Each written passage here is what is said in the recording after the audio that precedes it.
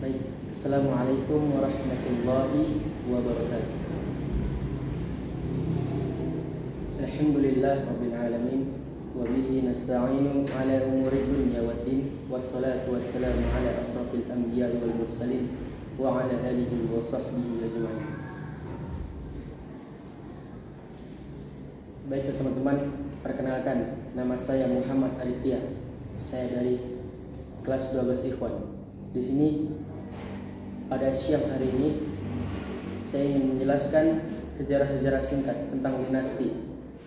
Dinasti yang saya akan jelaskan pada siang hari ini adalah dinasti Ayyubiyah, dinasti Mughal, dinasti Ottoman. Yang pertama, saya ingin menjelaskan dinasti Ayyubiyah. Dinasti Ayyubiyah didirikan pada tahun 1171 yang berpusat di Mesir. Berakhirnya dinasti ini pada tanggal 4 Maret 1193 di Damaskus. Penyebab wafatnya adalah kebangkitan dinasti Mamluk yang membuat Sultan Al-Mu'azzam Turansyah meninggal serta serangan dari bangsa Mongol yang dikenal bangsa yang barbar dan yang sangat kejam. Prestasi kepemimpinan Ayyubiyah yaitu ialah membangun industri pembuatan kincir, karpet, kain, dan gelas. Rintangan kepemimpinan itu ialah dalam masa pemerintahannya Salahuddin Yusuf Ayyubi menghadapi pemberontakan dari kalangannya sendiri, yang bermaksud itu ada warga-warga yang iri dan dengki terhadap keberhasilan yang dicapai oleh Salahuddin Yusuf Ayyubi.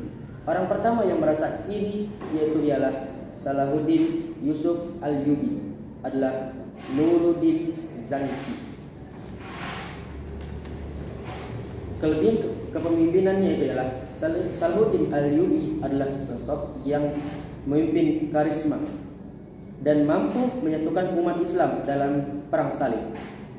Daulah Ayyubi berhasil memperluas wilayah kekuasaannya hingga Mesir dan sebagian besar wilayah Timur Tengah.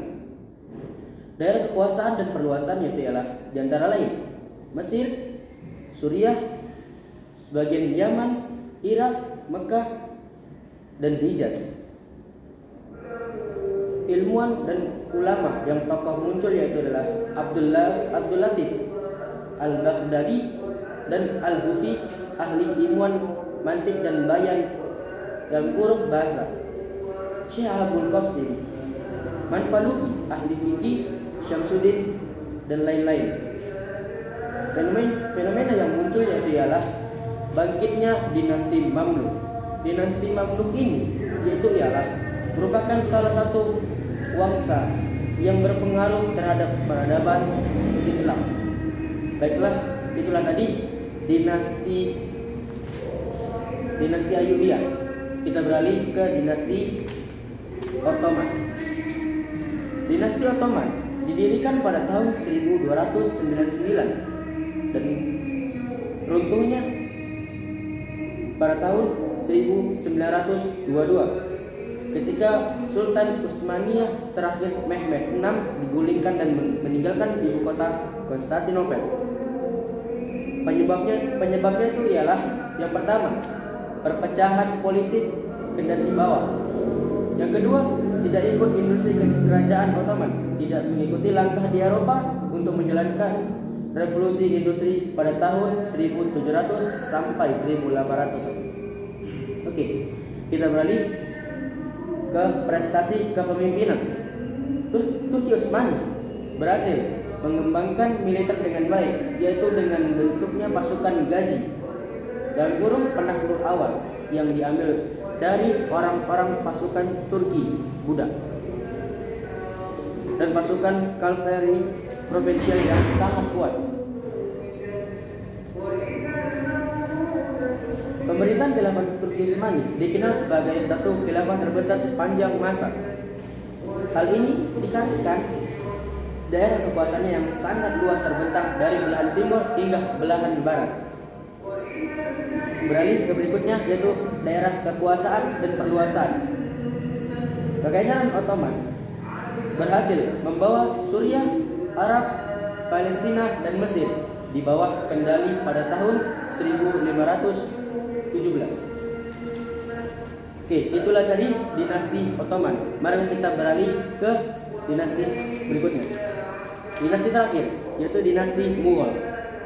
Dinasti Mughal didirikan pada tahun 1526 dan wafat pada tahun 1858. Penyebab wafatnya itu ialah terjadinya stagnasi dalam pembinaan kekuatan militer sehingga operasi militer Inggris di wilayah-wilayah pantai tidak dapat segera dipantau oleh kekuatan maritim Mughal. Prestasi kepemimpinan yaitu ialah membangun istana, bangunan bersejarah bercorak Hindu, dan Islam ini dibangun pada tahun 1569 Masehi dan bidang seni, sastra, dan arsitektur. Rintangan kepemimpinannya adalah Perang Mughal Safawiyah.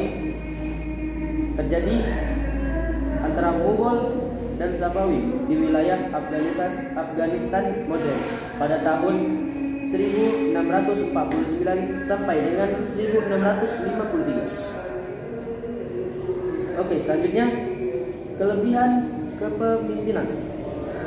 Di masa kepemimpinan pertama, Babur dan Humayun mengalahkan Ibrahim Lodi dalam pertempuran Panipat pertama pada tahun 1526. Sebelum pertempuran, Babur mencari kemurahan Tuhan dengan menghindari minuman keras, memecahkan bejana anggur, dan menuangkan anggur ke dalam sumur.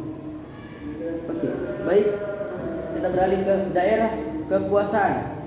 Dinasti Mughal pada masanya memerintah Afghanistan, Balonistan, dan sebagian besar wilayah India.